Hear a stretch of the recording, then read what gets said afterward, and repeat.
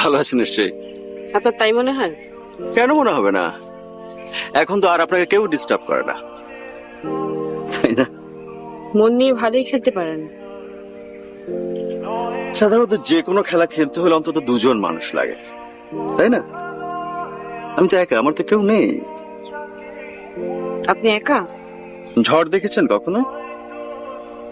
প্রচন্ড ঝড়ের মাঝে দেখবেন প্রচন্ড বাতাসে দুটো গাছ বেঁকে একে অপরের দিকে এগিয়ে আসে, একে অপরকে ছুঁয়ে দেয়, একে অপরের স্পর্শ নেয়। এটাকে বলে ভালোবাসা।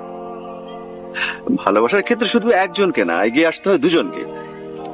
দুটো মন এক হতে হয়।